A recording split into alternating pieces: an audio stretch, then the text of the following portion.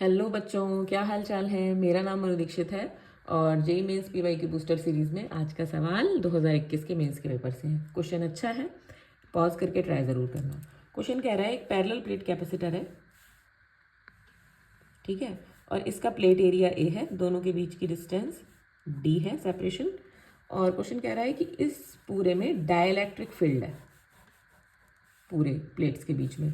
और कैपेसिटेंस निकालो इस कैपेसिटर का। लेकिन क्वेश्चन कह रहा है कि इसमें जो डाइलेक्ट्रिक फील्ड है उसकी जो परमिटिविटी है एप्सिलॉन, वो वेरी कर रही है। किधर से किधर जाने पर, यहाँ से यहाँ तक जाने पर वेरी कर रही है। किस तरह से वेरी कर रही है, क्वेश्चन दे रहा है कि एप्सिलॉन इस तरह से वेरी कर रहा है, एप्सिलॉन नॉट प्लस के एक्स। कब, अगर हम 0 से जा रहे हैं d/2 तक, यानी कि यहाँ से इस तरफ गई d/2 तक, तो यहाँ पे पहुँचे, ठीक। तो यहाँ से यहाँ तक जो वेरी कर रहा है एप्सिलॉन, वो इस इक्वेशन के अकॉर्डिंग, इस इक्वेशन को देखकर समझ में आ रहा है कि x की वैल्यू बढ़ने पर एप्सिलॉन बढ़ता जा रहा है, यानी कि इधर से इधर जाने पर एप्सिलॉन की वैल्यू इंक्रीज हो रही है। अब सेकेंड इक्वेशन कह रहा है कि epsilon x is equal to epsilon not plus K D minus x. ये किसके लिए है, d/2 से d की तरफ जब हम जा रहे हैं, यानी कि d/2 से इस तरफ अगर हम जा रहे हैं d की तरफ, तो ये भी d/2 ही हुआ, ठीक है। तो इधर से इधर गए तो एप्सिलॉन की वैल्यू इस इक्वेशन के अकॉर्डिंग वेरी हो रही है। तो इसमें देखो, यहाँ देखो d माइनस एक्स है, यानी कि इधर से इधर जाते समय एप्सिलॉन डिक्रीज हुआ है। अच्छा, इसको ऐसे भी समझ सकते हो कि इधर से इधर आते समय एप्सिलॉन इंक्रीज हुआ है, इसमें भी इधर से इधर आते समय एप्सिलॉन इंक्रीज हुआ है। या तो ये कह दो कि इधर से इधर की तरफ जाने पे एप्सिलॉन डिक्रीज हो रहा है, या कह दो इधर से इधर आने पर एप्सिलॉन इंक्रीज हो रहा है। लेकिन दोनों इक्वेशन से ये क्लियर है, जिस तरीके से इधर इंक्रीमेंट हुआ है एप्सिलॉन में, उसी वे में इधर डिक्रीमेंट हुआ है एप्सिलॉन की वैल्यू में, यानी कि परमिटिविटी जिस तरीके से इधर बढ़ी है उसी तरीके से इधर कम हुई है, उसी वे में। ये इक्वेशंस को देख के क्लियर है। इससे क्या फायदा होगा, इससे ये फायदा होगा कि अगर मैं इस पूरा, यानी कि यहाँ से यहाँ तक और फिर यहाँ से यहाँ तक, इसको दो हिस्सों में बट गया ये, तो यहाँ से यहाँ तक जो एक नया कैपेसिटर मैं इसको कंसीडर कर लूँ, तो इसकी कैपेसिटेंस में C मान लूँ, ठीक है। अब जिस वे में यहाँ पे परमिटिविटी इंक्रीज हुई है, उसी वे में यहाँ डिक्रीज हुई है, या उल्टा देखो तो इधर से आते समय इंक्रीज हुई है। एरिया ऑफ द प्लेट दोनों का सेम है, d/2 तो जो इतने पार्ट का कैपेसिटेंस होगा C, वही इतने पार्ट का कैपेसिटेंस होगा C, यानी कि ये दोनों कैपेसिटर का कैपेसिटेंस C और C ही होगा। क्या बात समझ में आ रहा है। इसको हमने यहाँ से ये बात निकाली इन इक्वेशंस की मदद से, और हमने कहा ये दो कैपेसिटर्स हैं जिनका कैपेसिटेंस C है ना, और इसमें एप्सिलॉन का वेरिएशन देख के, इसमें एप्सिलॉन का वेरिएशन देख के हमने कहा इन दोनों का कैपेसिटेंस सेम होगा। ये हमें इक्वेशंस बता रही हैं, क्योंकि जिस तरीके से यहाँ पे एप्सिलॉन चेंज है उसी तरीके से यहाँ पर एप्सिलॉन चेंज है, तो इसलिए C इक्विवेलेंट यहाँ पे ये और ये सीरीज में हो जाएंगे। देखो, ये कैपेसिटर और ये वाला कैपेसिटर है ना, ये किस में हो जाएंगे दोनों, ये d/2 और ये d/2, इसका भी कैपेसिटेंस C, इसका भी कैपेसिटेंस C, तो ये किस में हो गए, सीरीज में। सीरीज का फॉर्मूला वैसे C1 upon C1 plus C2, वरना हम डायरेक्ट भी लिख सकते हैं कि दोनों अगर इक्वल कैपेसिटेंस के हैं तो सीरीज में फॉर्मूला होता है C/N, और कितने, दो कैपेसिटर हैं तो C/2। तो अगर मैं C की वैल्यू निकाल लूँ, ठीक है, तो मैं C इक्विवेलेंट निकाल सकती हूँ। अब इस C की वैल्यू निकालने के लिए कोई भी एक कैपेसिटर एक पार्ट पकड़ लो, ये वाला पार्ट पकड़ लिया हमने, ठीक है। इसमें क्या किया, कितना है ये, d/2। अब मैंने इसमें एक छोटा सा पतला सा, क्योंकि ये देखो हर पॉइंट पर परमिटिविटी वेरी हो रही है,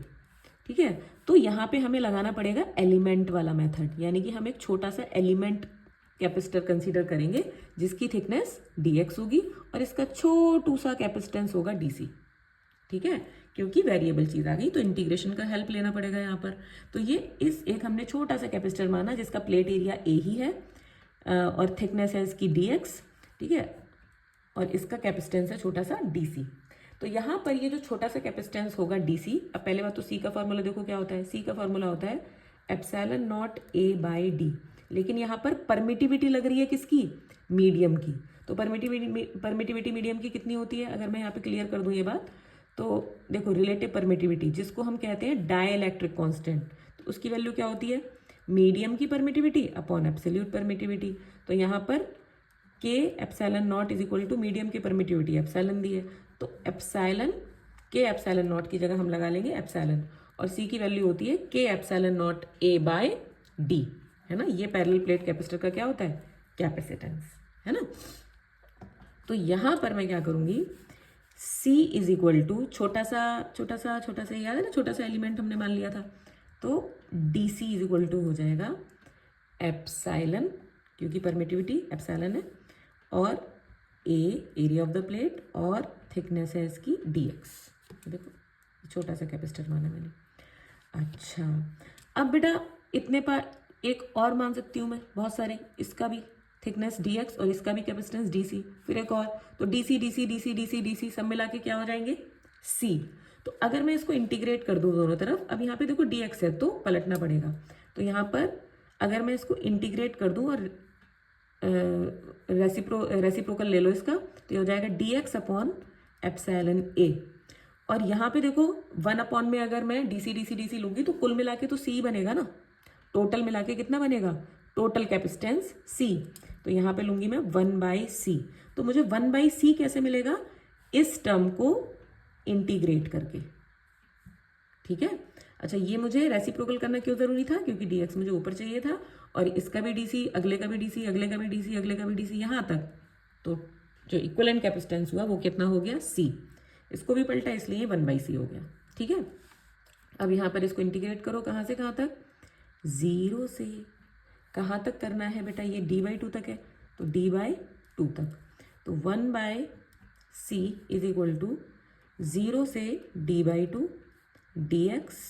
और एप्सिलॉन की वैल्यू, तो ये वाला चीज़ चल रही है तो यहाँ वाली लेंगे, है ना, इधर से इधर वाली, तो हो जाएगा एप्सिलॉन नॉट प्लस के एक्स, ठीक है, और इधर ए, ठीक। अब इसको हम इंटीग्रेट कर देते हैं, 1/c इज इक्वल टू, ये आ जाएगा बेटा लॉग 1/a तो बाहर आ जाएगा, कांस्टेंट है, लॉग एप्सिलॉन नॉट प्लस के एक्स, और अपॉन में डिफ्रेंशिएशन करेंगे के एक्स का, d ओवर डी एक्स के एक्स, तो 1/c इज इक्वल टू क्या आ जाएगा बेटा, 1/c इज इक्वल टू आ जाएगा 1/a, देखो x का x के रिस्पेक्ट में 1 और k, तो a के लॉग, और लिमिट भी लगेगी, अच्छा ध्यान रखना इसकी लिमिट लगेगी 0 से d/2, इंटीग्रेशन में 0 से d/2, तो लॉग एप्सिलॉन नॉट प्लस के एक्स, और ये तो के बाहर आ गया, और इसकी लिमिट 0 से d/2, तो 1/c is equal to 1/a के, चलो लगाते हैं limit, log epsilon not plus के एक्स की जगह बेटा d/2, और minus upper limit minus lower limit, log epsilon not plus ये टर्म हो गई के और 0, ठीक है। तो यहाँ पर हो जाएगा 1/c is equal to 1/a के लॉग, अब देखो log a minus log b, log a upon b, तो हो जाएगा epsilon not plus kd/2 upon epsilon not,